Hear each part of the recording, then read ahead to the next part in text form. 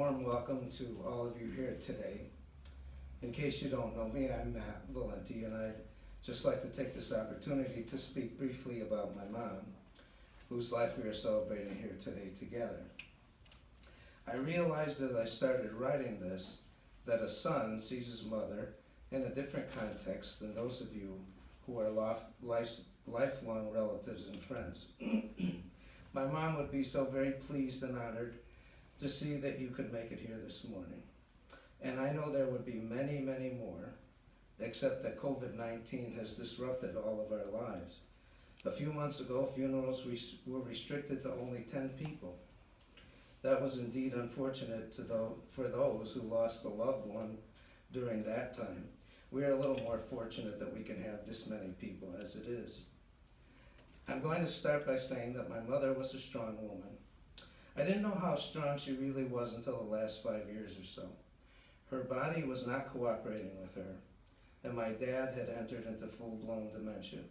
But she took care of with her unbelievably committed home caregivers that she had. The house, bills, scheduling the caregivers, and on and on. It wasn't until it became too much for her that I took over as her power of attorney. Some of these things, like getting the bills paid. When my dad passed away, I, as well as many of you, thought she wouldn't last more than a week. My mom and dad had that special bond. Not that everything was perfect, but I can say my dad didn't know anyone really near the end of his life, but he knew my mom until the very day he died. My mom loved life, and her caregivers, who were with her 24/7, took above and beyond care of her, which prolonged her life. So I thank them, Kasia, Monica, Tish, Martina, Joanna, Cecil, Kat, Leah, Verna, and Elsie. Hopefully I didn't leave anyone out. You went above and beyond. And a shout out to my cousin Carol, who came from Florida when my dad passed and stayed with my mom for 4 months.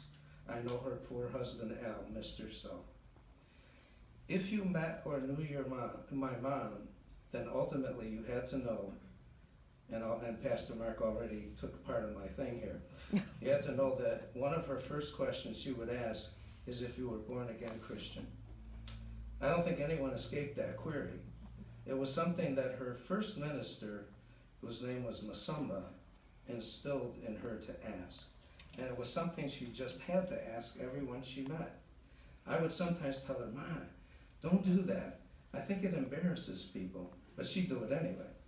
She even asked Pastor Mark here the first time she met him, which actually made me laugh out loud. And those two developed a really lovely friendship right until the end of her life. Mom rarely ever yelled. She saved the yelling for Dad.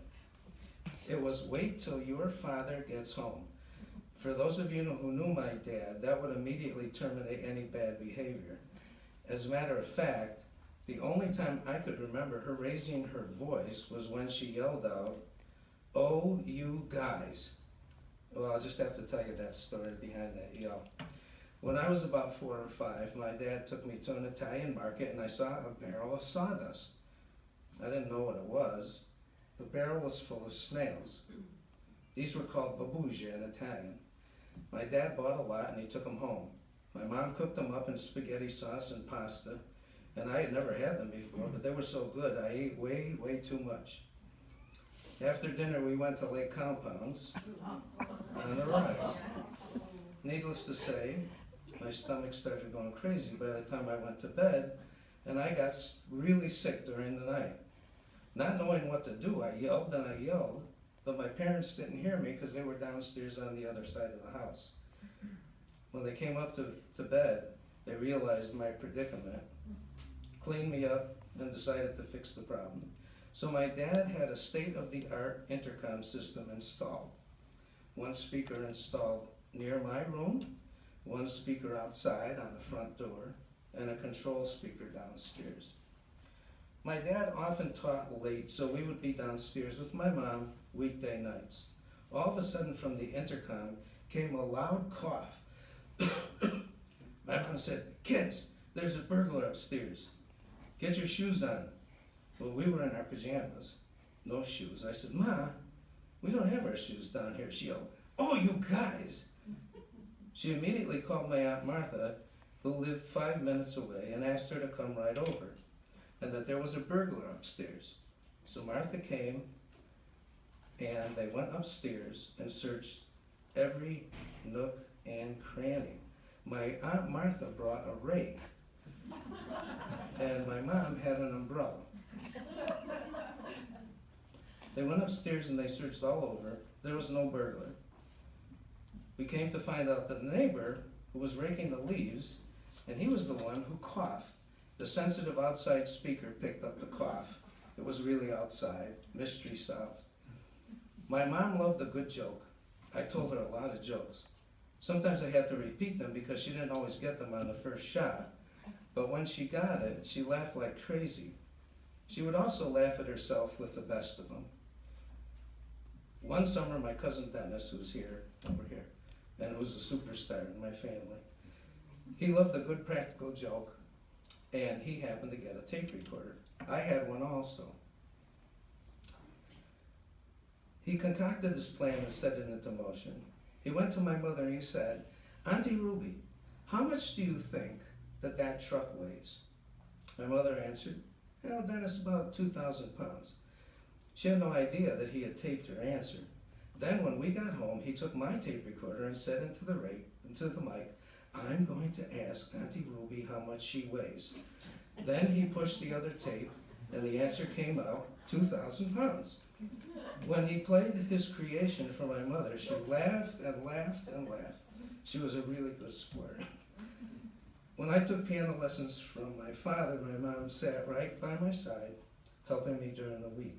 Yes, we had the nerve-wracking piano lesson every Sunday afternoon that my cousins probably knew about with my father, but I was really well prepared for those lessons because of my mom. Mom loved to cook. Sadly, that was taken away from her the last few years.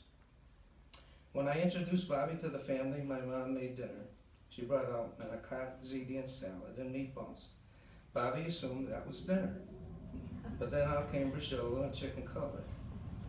And when we were really full, it was crown pork roast. Someone last night told me at the wake that you never walked away hungry when Ruby was cooking. My mom was a prayer warrior. She was a member of our church's prayer angel chain. She received a letter each week from my wife, who was in charge of the chain.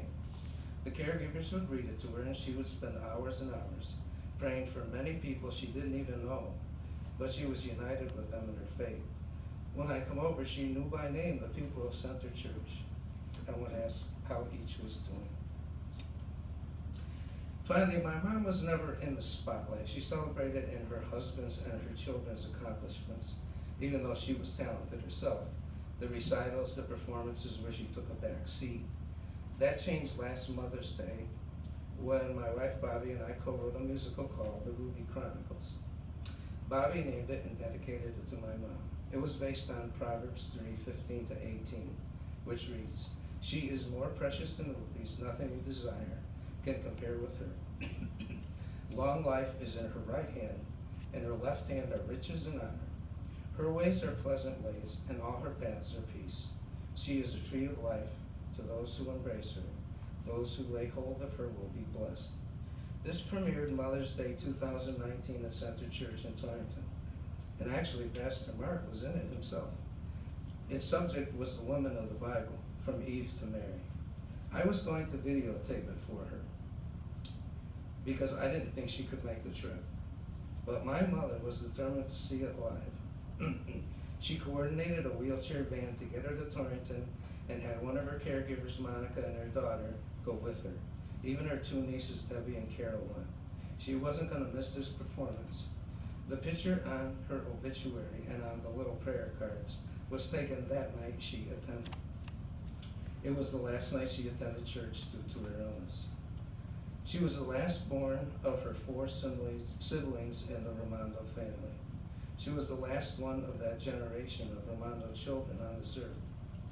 I know she's watching my dad play the piano just as she listened to a CD every single day when she was with us all. But I also know she's whooping it up with her sisters Grace, Martha, Esther, and her brother Doc. At least I like to picture that in my mind.